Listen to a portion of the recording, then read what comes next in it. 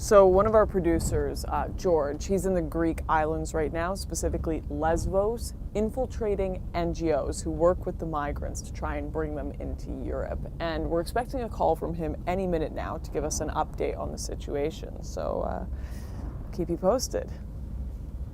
George, you there? Yes, can you hear me? Yeah, I haven't heard from you in days. What's going on?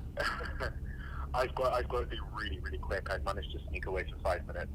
I've been meeting the NGOs, meeting all these organisations. I've got so much stuff, so much criminal stuff, and I can't say much, but just hang on.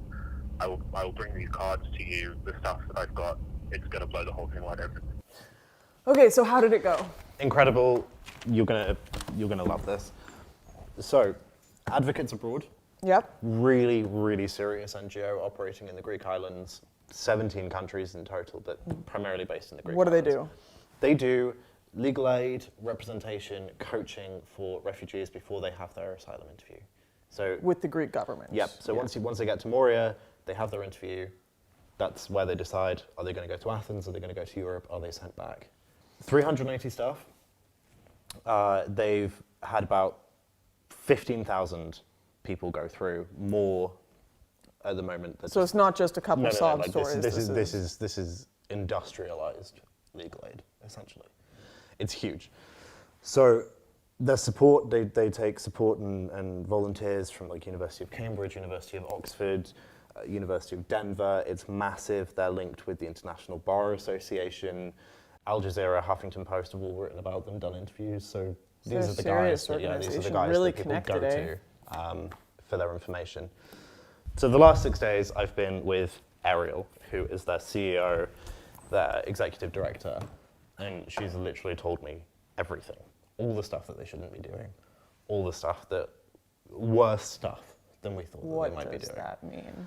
So I've got all these recordings, because obviously I recorded everything so that we can use it. They're cheating the system, massively cheating the system to get these people in. Just listen to this. We teach them how to literally, sometimes it's like as simple as this, and then how to tell their story, like how to frame it, how to literally explain it, and how to just like keep their private emotions and their private trauma private, because all of this acting is a shield. Like you have to coach people on like physicality. Yeah, I see it like I tell them that this is acting. All of this is acting. It's all acting as though this is theater. So for them to get through, they must act their part in the theater. And that is the refugee and trauma, because these Yazo officers are so fucking stupid that all they know is what is written on a paper. Yazo says this is refugee and trauma. They have these characteristics.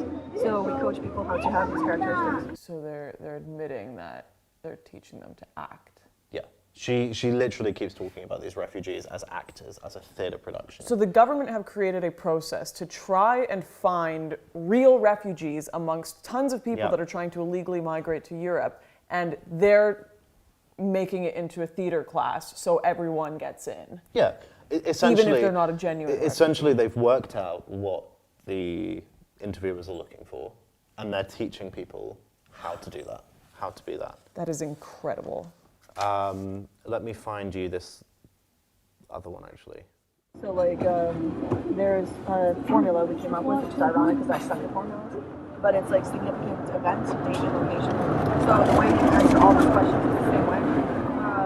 In December 2017 in Izmir, Turkey, I was threatened for being a Christian because my boss and his friends dropped me when I was leaving my church. This is the Bible they tried to tear up.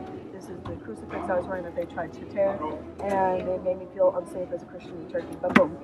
And that way you have the event, the date, and the location. So you've given them a very specific answer, and you've kept it to be a tight, short answer as well, rather than rambling about. So they're much more likely to disbelieve it. Exactly right. Yeah, and it's much harder to refute because exactly because you have all the elements in there.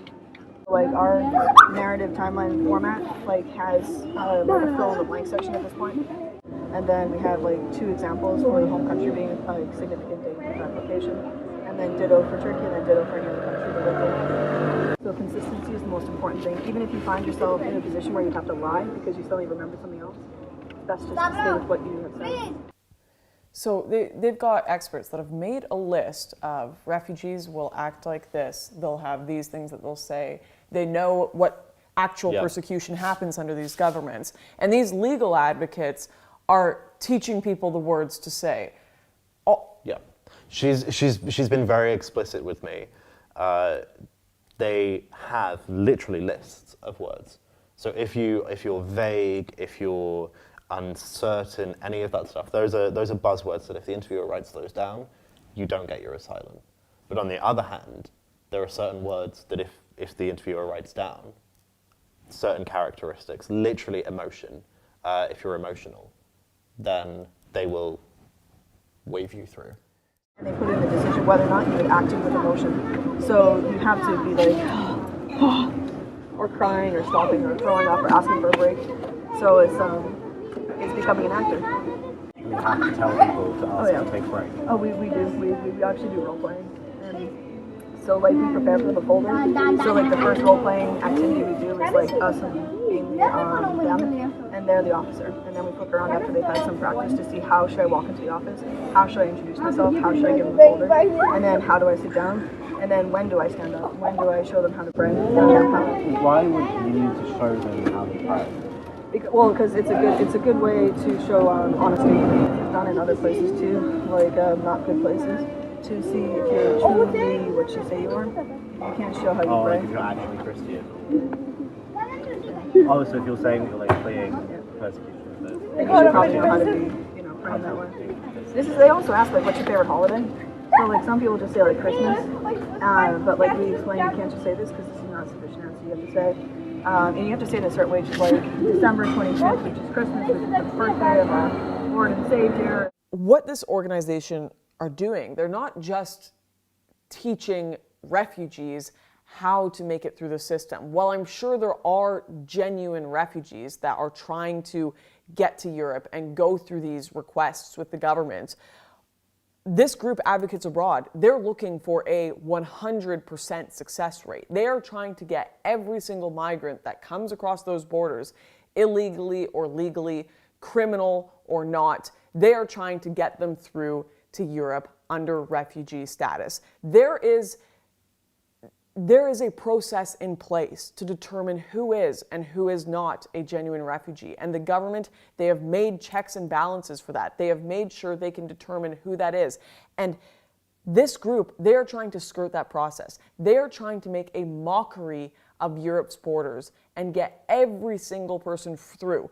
One of the craziest things in that recording is the fact that they are teaching people who could very well be, many who are likely Muslim, who are perfectly safe in many Middle Eastern countries, how to pretend to be Christian, how to pray, how to say that Christmas is their favorite holiday. I mean, that is insane. There are Christians who are being beheaded, that are facing jail, that are facing just complete and utter persecution, that are now being put at the back of a line for support in Europe because Advocates Abroad are teaching people perjury, how to lie to the government and pretend to be Christian so they can get through. It is making an absolute mockery of Europe's borders. It is making a mockery of the proper system put in place to help genuine refugees, and it is hurting both genuine migrants and the European people who now have to deal with a mass influx of people that are entirely unvetted. We spoke to the migrants on the camps in the Greek islands, and they were telling us one of the biggest things they fear are ISIS in their camps and criminals in their camps that have just gotten through and come to Europe. And there is a very good chance that Advocates Abroad are coaching those people as well, are coaching criminals, are coaching ISIS how to skirt the system, how to get by and lie to the government and get into Europe. Of course there are people who need legal help. Of course there are genuine refugees out there, but what they need is non-partisan, real legal help, not like actual activists that are trying to do illegal behavior, not Advocates Abroad. So that was just a very small snippet of some of the amazing content we have with our project, borderless. There is still so much we have yet to expose and so much more we want to expose that the government and the media are trying to cover up. Unfortunately, so far we have come to the end of our budget for the borderless film, but we're looking to you to help us continue this project as there is so much more we want to investigate and bring forward. If you want to help, please check out the links below or go to borderless.movie to do that. And a huge thanks to everyone who has already supported making this possible. We'll see you guys in the next expose. So